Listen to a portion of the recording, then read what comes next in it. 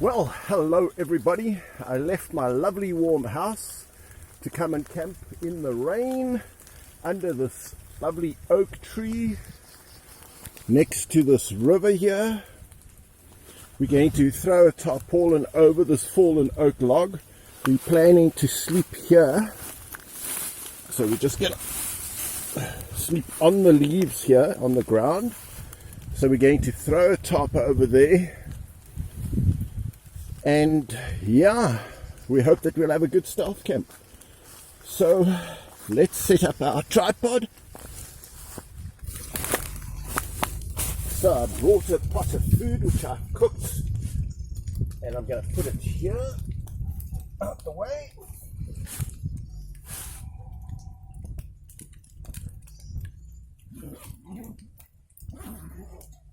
We got our tea as usual. We got a little stove and a cup. We've got our ground sheet. Here's our tarp. So we're planning to just throw this tarp over here.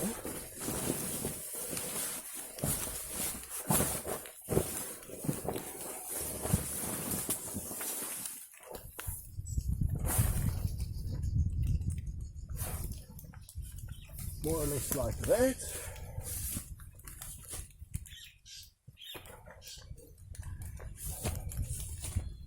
I guess that'll have to do. And then we're going to sleep under here. I also brought a bivvy bag, a plastic bag, so that'll also make it a little bit more waterproof. So let's put that out.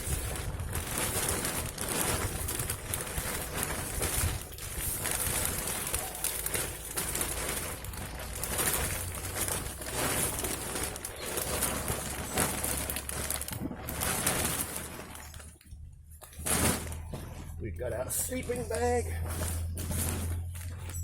That goes in there, together with a ground sheet. And now we just have to figure out some way to attach this. I think I brought some string.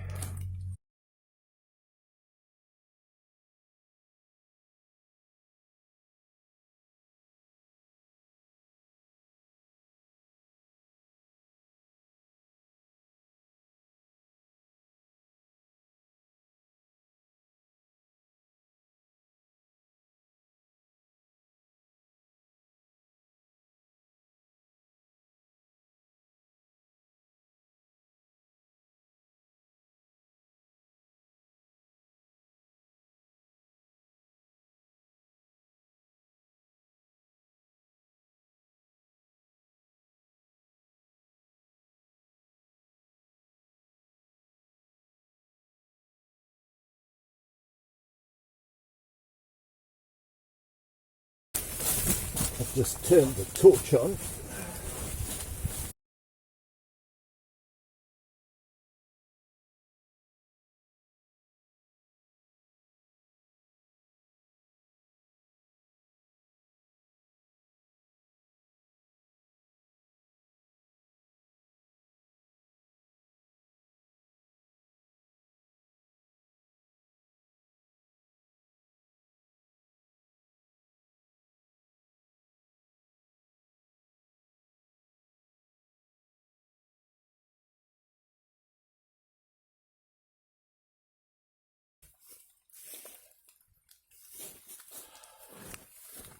So we've got a nice chicken pilau. Got a little stove. We just need a flat spot for the stove. We need some mats.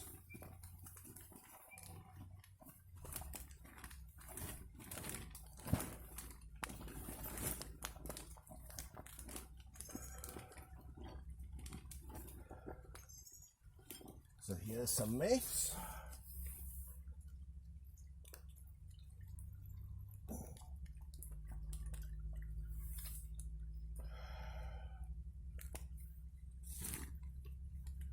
Let's light up our stove.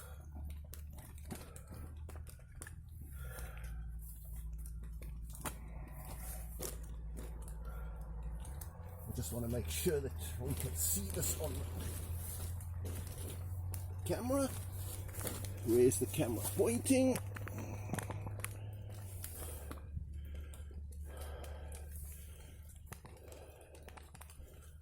So let's light up our mess stove.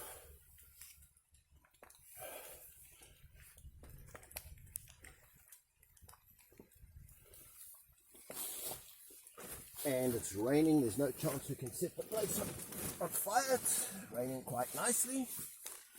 Let's hope that's level-ish.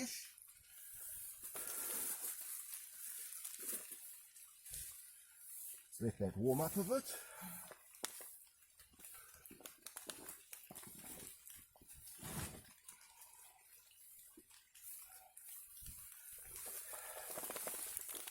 As I say, it's so important to keep track of where everything is. Just keep it in your bag. Right, I think that's warm enough now that we can put this on.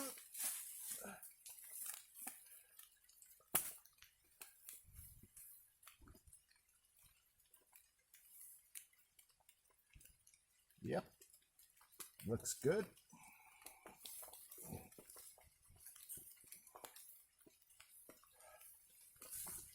So, supper's getting ready. Got our bed set up. We've got a little tarp going. All looks pretty civilized so far. I forgot the wine. We'll just have to pretend we got some wine.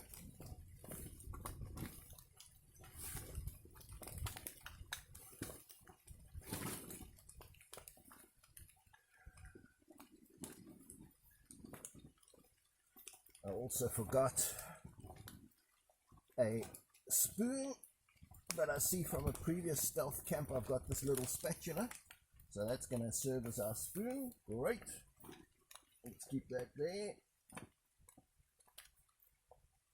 Yeah, so that's busy cooking. Let's let that warm up. I think I'll just have a cup of tea while I'm waiting.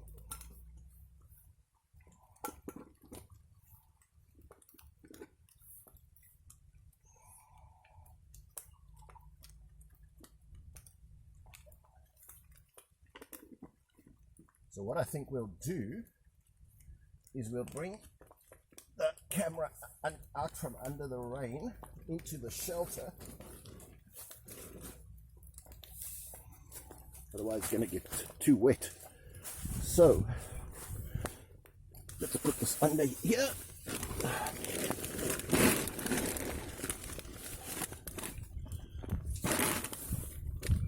Got our stove going there. Warming up our chicken pilau.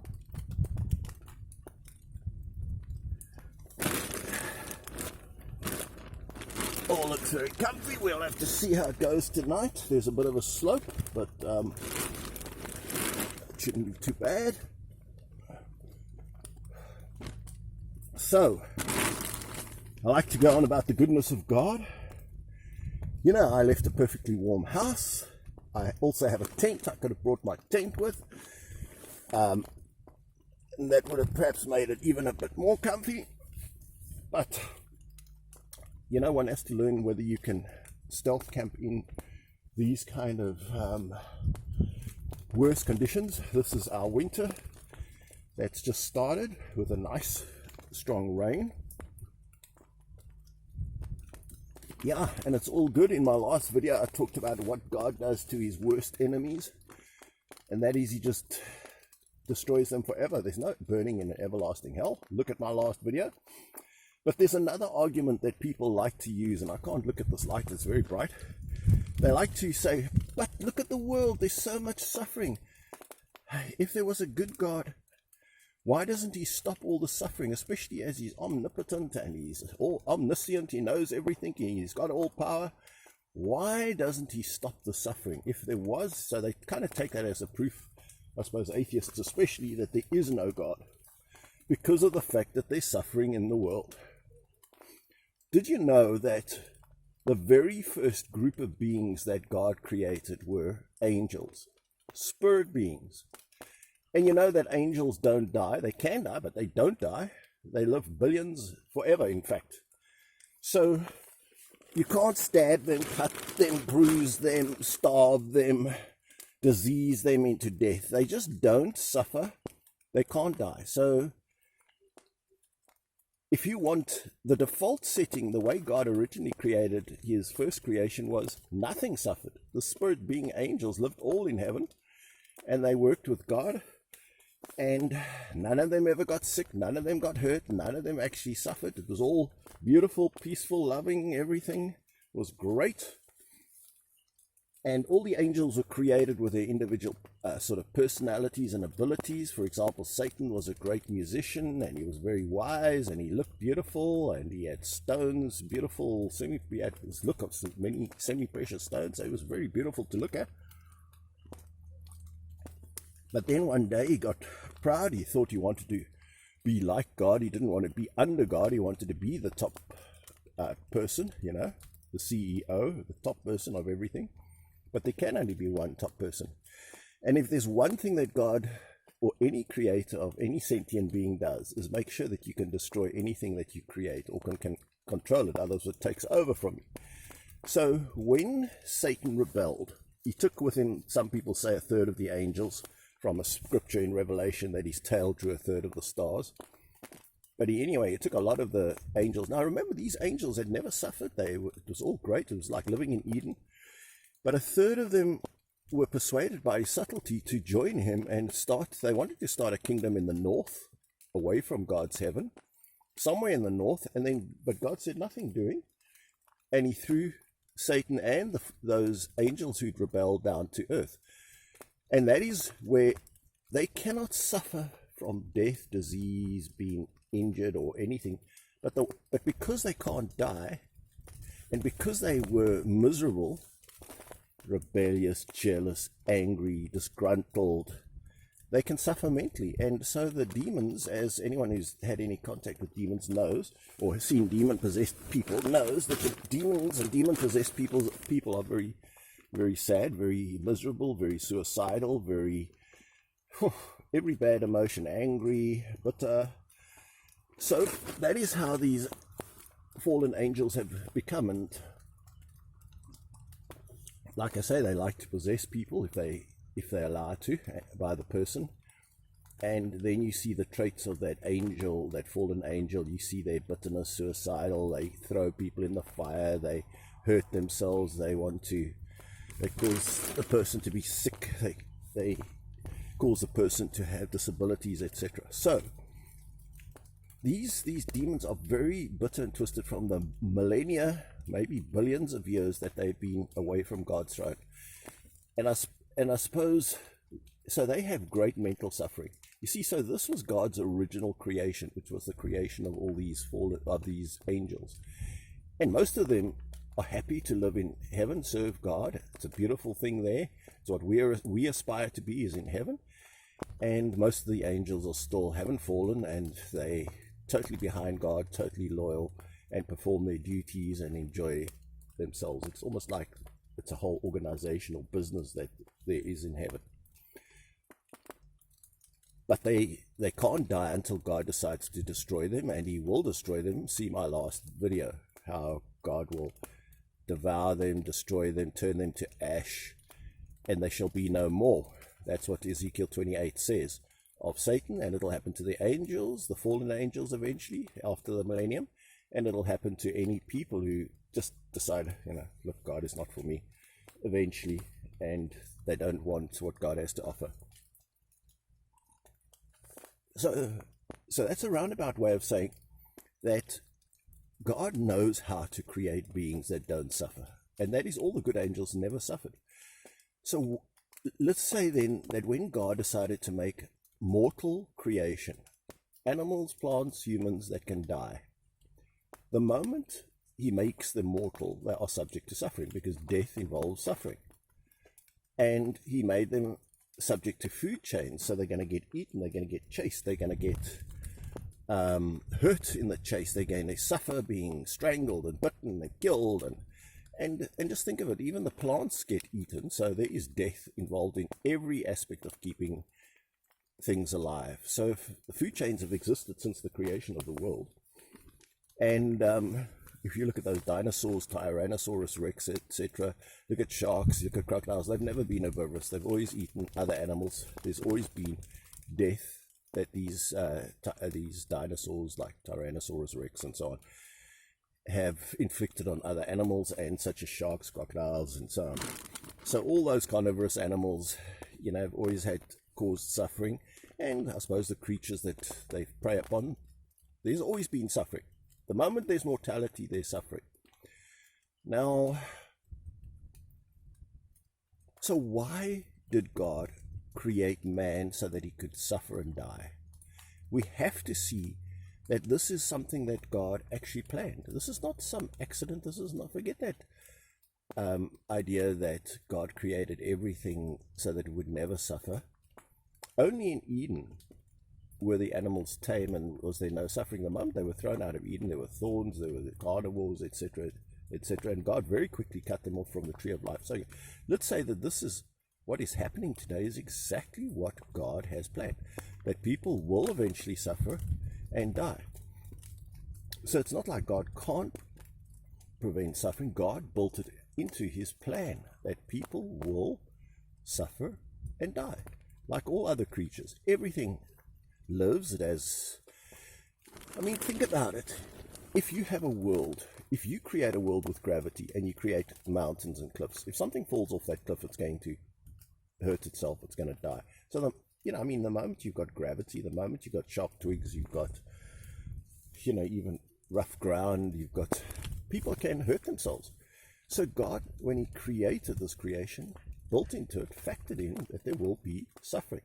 So why just take it that everything we see around us that's happening today is exactly the way God planned it to be. So let's ask ourselves, why would God, when he knows how to create spirit beings that don't suffer, why would he create mortal beings that do suffer? Inevitably, guaranteed, bound to suffer, with diseases and with being preyed upon and with old age and with accidents, etc. Well, we're on earth basically for one purpose. If earth was perfect, we would not need God. I suppose that's what Satan and the fallen demons felt. They'd lived forever a perfect life. They didn't feel they needed God. That's what Adam and Eve felt. They'd lived a perfect life. They didn't feel they really needed God. You didn't see Adam and Eve put up much of a struggle when God said, I'm going to throw you out of Eden. So they kind of thought they could get by without God. But when you are created so vulnerable, so mortal, knowing you're going to die, knowing you're going to suffer, there's the motivation for why you know that you need God. Because you're looking forward to a time when you've made the choice you need God, that you're prepared to be subject to God, that you want his kingdom. If the world was perfect, if you couldn't hurt yourself, there'd be absolutely zero motivation for you to seek for God. And in fact, you find that very often that people that have problems, that's when they seek God. When they got cancer, or they have an accident, or a child's very sick and ill and something's happening to them, that's the time that you see people running to God. But we always need God. We're only a heartbeat away from death. It's amazing how quickly, even with COVID and with accidents or something, you never know. This tonight could be my last night there. You never know. You cannot. So it's great to realize your feebleness, your weakness, your mortality, your need for God. You do need him. Don't wait till you ancient and old and 99 and decrepit and then think you need God, because definitely if you want more of the same life that you've experienced and better, then you know that you need God. And if you see the other so because we're vulnerable and we're mortal, we know that there's something missing. It creates this motivation to know God. But then there's another thing that seems very important. God doesn't reveal himself. He doesn't sign right in the heaven, I am God, and he doesn't reveal himself. So there's this aspect of faith. For some reason, faith is very important to God. His whole future plan of his whole future kingdom involves faith. And faith means that you have to be able to trust God, and you have to be able to, without seeing God, believe in Him, believe He's got your welfare at hand, believe in that there's some good that He's got, that He has got a kingdom, that He will help you in time of need. And when you get sick and when you get into distress and when you get into trouble, as long as you believe that God is good and that He will help you, then you're going to be helped. And there's this element of faith. Whenever you've got a need, you have to have the faith that God will help you, that He will be with you, that if you haven't got a meal, He'll provide it for you. If you're stuck and you're in dire circumstance where you're about to die, you've fallen into the sea or whatever, you cry out to God. You've got to have faith that He's going to help you, or if the worst comes to the worst, you will be with Him in His kingdom. So faith is a very important thing, and having God being invisible and having God with your not reveal Himself. He absolutely desires that people believe that He's good and that He will help them, and He does. For those people who believe that He is good and that He will help, He does help. And even if your help is slow in coming, or you feel it's not adequate or whatever, God's people have faith in Him, and He will reward them. So God can't come reveal Himself and solve every problem for you immediately, because that would display that God is immediately there to help you, and God hides Himself so that you can develop faith. Faith is the substance of things hoped for, the evidence of things not seen. So it means that if we could see God and we could see, that's the solution ahead of the time, we would need faith. So also, I suppose, under the pressure of mortal life, we've got to learn to love and forgive and develop some of the traits that's going to last us for all eternity. So death and suffering help us develop faith, a trust, a dependence, a need for God, which we wouldn't have if we weren't mortal and didn't suffer on occasion. Now, Job thought he was above suffering, and he thought, as long as I can just be good, God will save me from all suffering. All people, all animals, every creature on earth is subject to suffering. There's no getting away from it. God will help us and does help us and has helped wonderfully in many instances when we suffer. So, I'm just going to I think my food is ready. Here's our food. Let's see, where did I put that spatula? There we go. Here's our spatula. I can see this is steaming.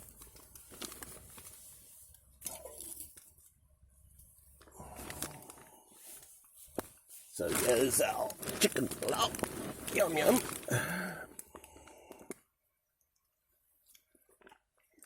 Nice and hot. Yummy. Be hot.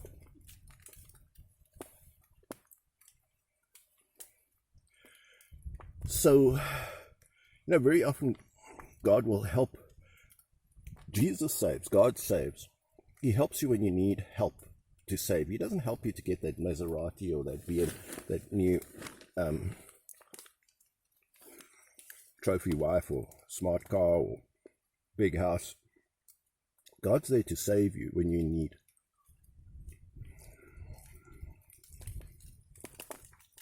And that is what we can have faith in.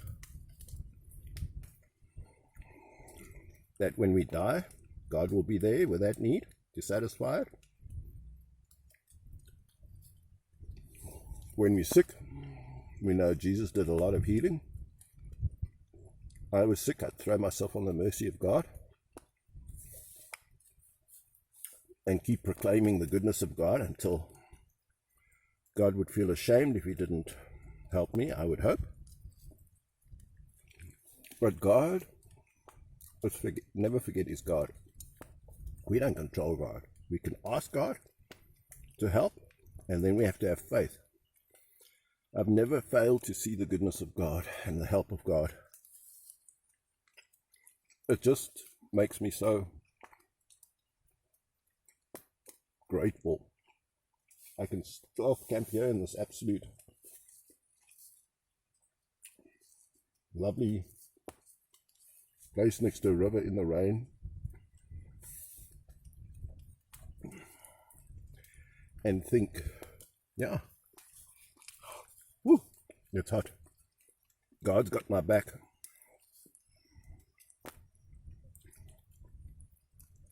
God's always there for me. God's going to be there tonight if I need help.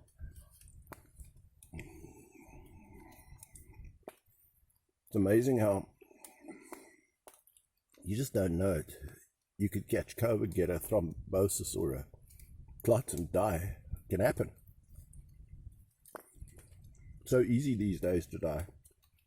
No, 2 years ago we didn't live with constant death.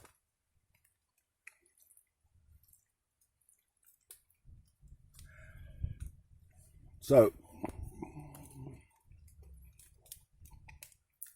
this world, with its suffering, with the invisibility of God, it's exactly how it was intended to be. If I look at a normal day, I just see 1,000 things that God, I woke up happy, I woke up warm, I woke up covered in the house, with a friendly cat, with a lovely breakfast to look forward to, technology, TV, shopping, go out, do whatever you want to, practice your hobby. God gives us this mortal life in which we can play, never be bored, millions of blessings. And then one tiny little thing happens once in your life. So you're unaware of the millions of good things that happen every day. You expect this world to be good. It's been good for us for so long. We don't count our blessing. Lovely or not. I mean, let's say I've been reasonably healthy for 68 years now.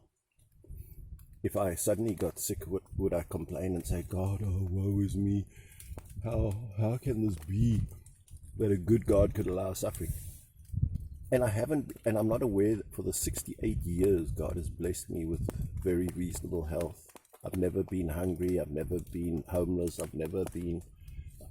think of the poor people who are hungry, homeless, sick, cancer, suffering, malnutrition, dying of poverty, the millions and millions of problems that people have. But we, the ones who tend to complain the most, we the people that live every day in our Western culture, we experience the goodness of God.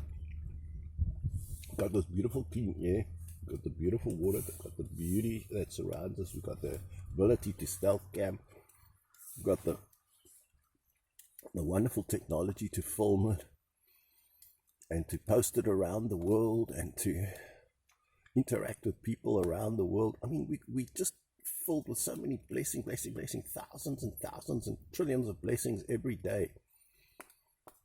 And then, as I say, one thing happens and how dare God allow that one thing to happen? And maybe a terrible thing, and I don't want to belittle anyone. You get a child that's sick or has an accident or someone catches cancer or something. We have to pray that God will do something about it to help us. But, in the end, we're all going to die. In the end, there is going to come a time when, frankly, we just throw ourselves on the mercy of God and we fall asleep and we wake up the next thing with a spirit body where the default setting is no pain, no death, can't be injured, and unlike the demons, we have a perfect attitude because God has sorted out all the people with a bad attitude. God didn't want a repeat of the fallen angels. That he wanted to sort out their attitude first, so that for all eternity he doesn't have to worry about people with bad attitudes and no loyalty to him.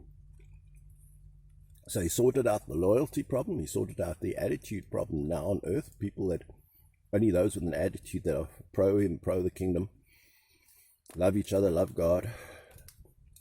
So he sorted out the attitude problem that Satan had. Yeah. And this is like a sifting process, and then he can give us eternal life, so that with our spirit bodies, we never are going to fall away from him. We're never going to suffer. We're never going to have that same suffering that the fallen angels went through, that for billions of years, we don't know how long, but the angels were created before the universe. So for however long the universe has been around, the angels have been around longer. And because it says the morning stars sang for joy at the creation of the earth and the universe, so the sons of God, the morning stars,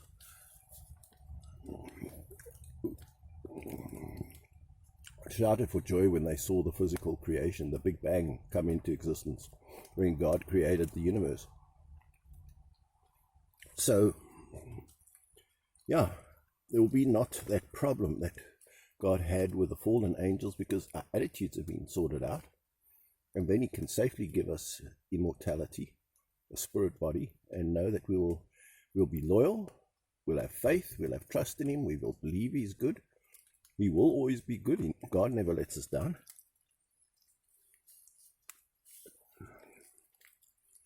And so for all eternity,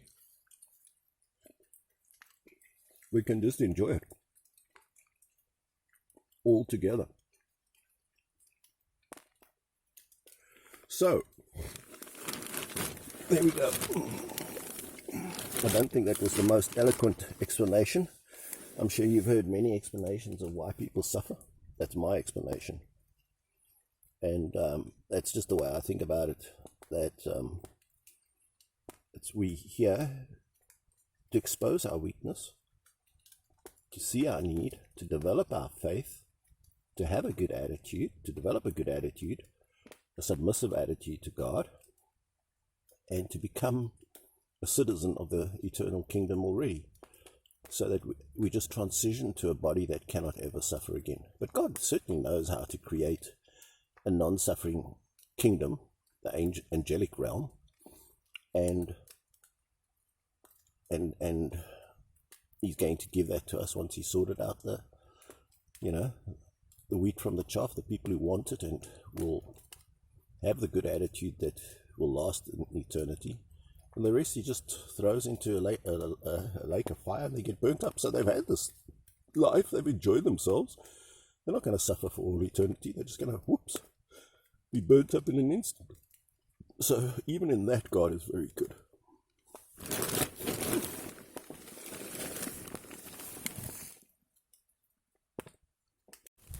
Just have a look at this. Here's my pillow, my tea. Here's the log. Here's the tarpaulin. There's a bit of a drip here, but I've got my plastic bag, bivvy bag. Just look out there into the dark. Here's my bivvy bag. The piece of string that's supposed to be holding it up. There's the piece of string that's supposed to be holding it up. The tripod. Yeah, so I must say, so far it looks pretty good. I think so far dry. It's raining.